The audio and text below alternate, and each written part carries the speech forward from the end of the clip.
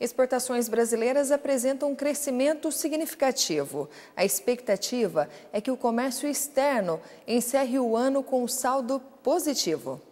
No primeiro trimestre deste ano, as exportações brasileiras tiveram um crescimento de 24,4% na comparação com o mesmo período de 2016. Em ritmo menor, as importações aumentaram 12%. O resultado disso foi o saldo superavitário da balança comercial, registrado em mais de 14 bilhões de reais. Os dados são do indicador mensal da balança comercial, divulgados hoje pela Fundação Getúlio Vargas. Com o resultado da balança comercial, estima-se que o comércio externo brasileiro encerre o ano com um saldo positivo de 50 bilhões de dólares. Com relação ao volume, no primeiro trimestre deste ano, as exportações cresceram menos do que as importações. Isso no comparativo com o mesmo período do ano passado. O setor que apresentou maior alta foi o da indústria extrativa, com um aumento de 38%. Em seguida, vem o setor da indústria que transforma as matérias-primas obtidas na natureza em utensílios para o consumo. A agropecuária teve um recuo de 7%. Cientistas desenvolveram um dispositivo com líquido que simula o útero.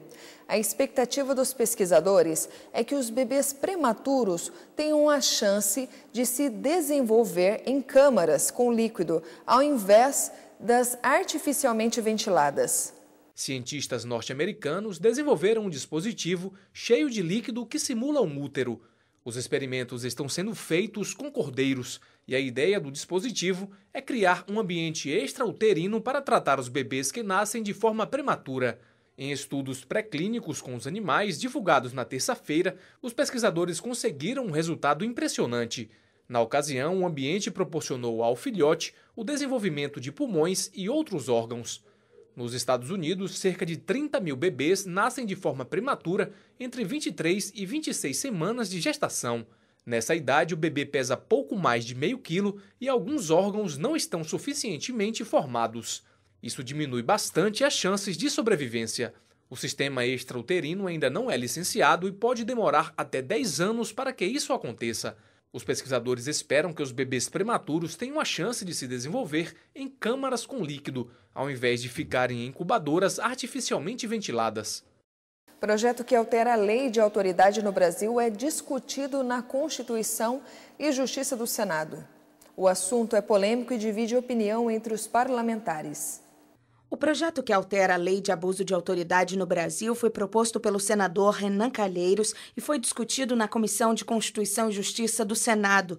O tema que mais causou divergência entre os parlamentares foi a chamada hermenêutica, que é quando há diferença de interpretação tanto da lei quanto de um julgamento. A retirada do texto entre vírgulas necessariamente razoável, fundamentada, não macula em nada, a meu juízo, o texto e permitiria, de fato, afastar de modo completo essa hipótese do crime de hermenêutica. A meu juízo, a manutenção do crime de hermenêutica, a manutenção do crime de interpretação ou da criminalização por parte da magistratura torna esse projeto absolutamente inviável. O princípio da razoabilidade é aceito pela Constituição. Então não se escondam atrás dessa palavra para se dizerem contrárias à lei, não. Mas os argumentos não foram suficientes para convencer o relator da matéria. Eu mantenho o razoável, porque retirá-lo com o perdão dos que se colocam de forma contrária seria absolutamente irrazoável. E o resto do texto legal estaria completa e definitivamente inutilizado. Por fim, o senador Requião acabou cedendo à pressão dos colegas e alterou o texto.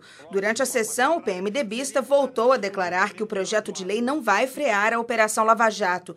Ele afirmou que a lei pune abusos e não pessoas e que vai ser uma segurança jurídica para a própria população. O presidente do Senado, também PMDBista, Eunício Oliveira, aprovou a decisão da CCJ. Eu acredito que esse texto foi construído da forma como ele foi, inclusive com a participação da PGR, PGR, ele é um texto que concilia, até porque ninguém nesse país de sã consciência vai defender a carteirada, ninguém de sã consciência nesse país vai defender abuso de autoridade. Então, era preciso se buscar um entendimento para que a Casa pudesse aprovar esse projeto sem os atritos que estavam acontecendo, pelo menos até o dia de ontem. Na semana passada, 3 procuradores da Força Tarefa da Lava Jato fizeram um vídeo na internet apelando à população que se manifeste contra a nova lei de abuso de autoridade, que, na opinião deles, seria uma vingança contra a operação que investiga os casos de corrupção ligados à Petrobras. Acompanhe a entrevista especial de hoje.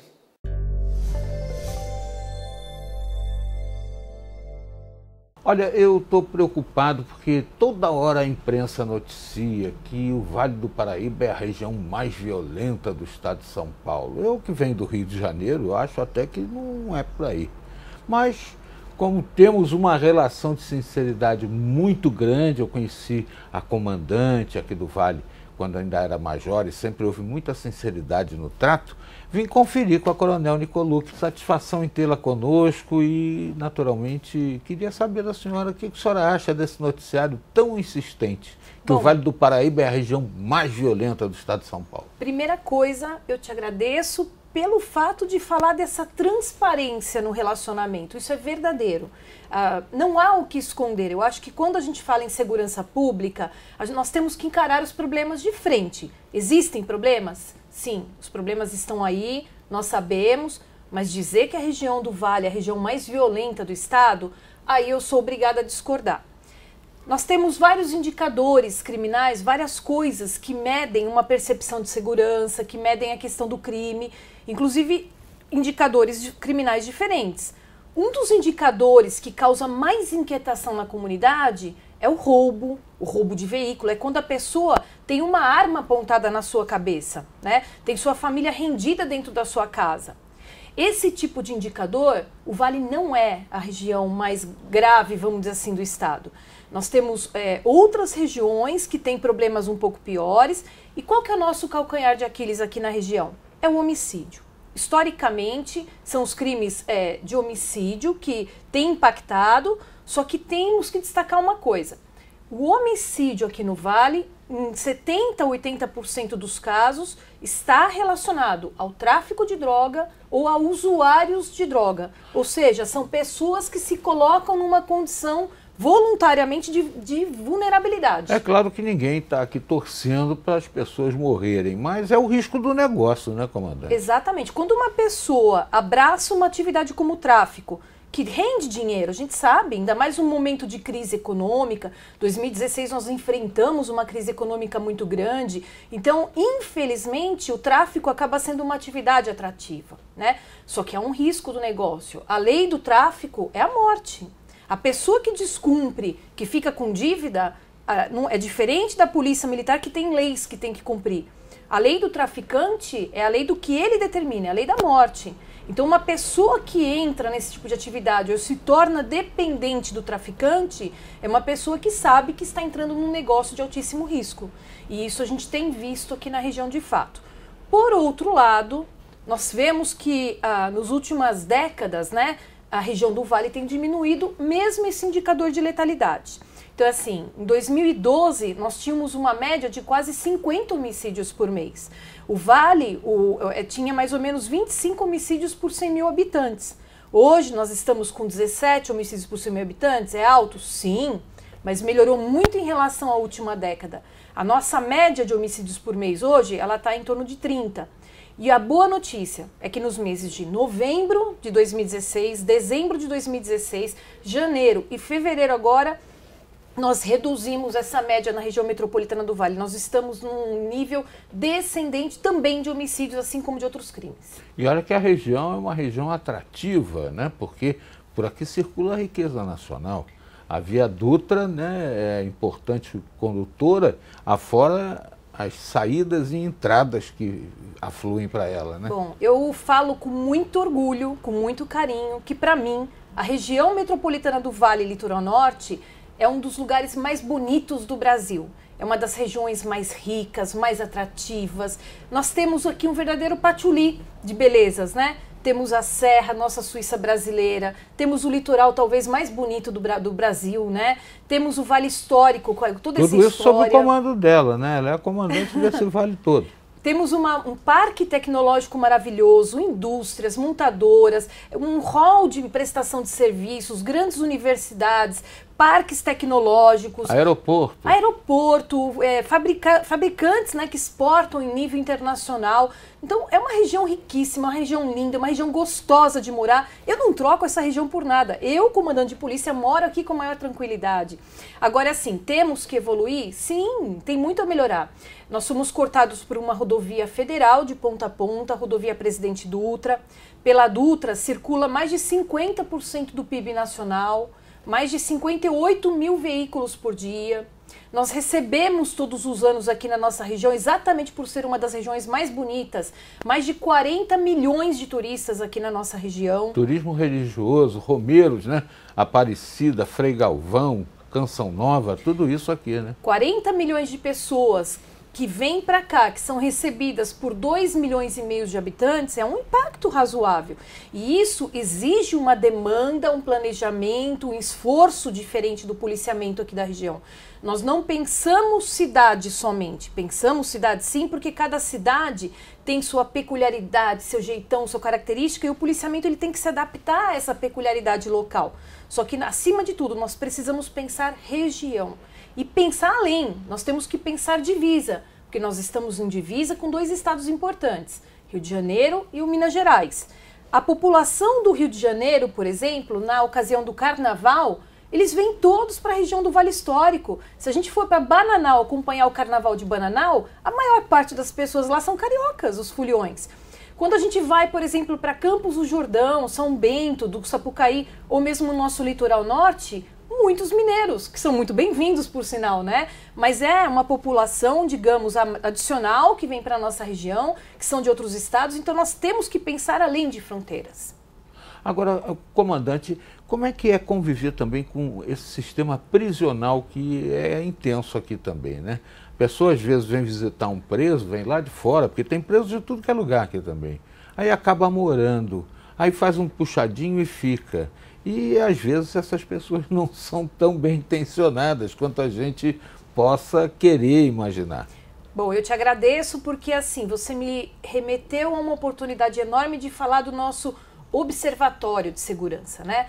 Então, por conta dessa questão dos homicídios, nós fizemos uma parceria, um termo de ajuste de conduta, né? Um termo de parceria com a Univap. E junto com a Univap, FATEC, INPE, alguns institutos importantes de pesquisa, nós estamos juntos dentro de um observatório de segurança estudando o fenômeno do homicídio. E de pronto, o professor, por exemplo, Paulo, que é urbanista, né, professor doutor em urbanismo, ele já detectou uma correlação muito forte entre a forma de urbanização da região metropolitana do Vale, os investimentos que são feitos pelos municípios e pelo Estado nos bairros mais vulneráveis e a correlação com a violência. Então não é coincidência que nos bairros onde nós temos os menores indicadores sociais, ou seja, mais problemas assim econômicos, sociais, mais discrepâncias, né, sociais, são os locais que têm maior violência. E dentro desse contexto, é lógico que a situação prisional impacta, porque traz familiares, traz a necessidade de um planejamento urbano diferenciado, de um acolhimento de pessoas de forma diferenciada, de geração de empregos, de criação de oportunidades para que essas famílias de presos que estão vindo possam se inserir dentro daquela sociedade. E a vinda de presídios, ela gera uma demanda direta para a polícia, que são as escoltas de presos, né? Então, hoje, por exemplo, a Polícia Militar na região metropolitana do Vale, ela percorre por ano uma distância equivalente de mais ou menos 2,5 vezes da Terra à Lua, por exemplo, por ano, para fazer escoltas de preso. Né? Que loucura. São mais de 6 mil escoltas ano, mais ou menos, que são feitas. É lógico que faz parte, né? É uma atividade que está dentro do ciclo de persecução criminal, mas que impacta bastante também em nossas atividades. Eu quero também aproveitar essa oportunidade e lhe pedir máxima licença para conversar agora, não com a coronel, mas com Eliane Nicolucci, porque muita gente acha que a atividade policial é privativa do homem, por causa da coisa, né, do tranco do combate e tal. E tem muita mulher em casa assistindo a gente que talvez tenha vontade de ser policial militar. Existe preconceito para a mulher ser policial militar, principalmente ocupar um comando importante como esse seu? Mas vou lhe pedir para a gente falar sobre esse assunto no segmento da entrevista, já, aqui no Repórter Setorial.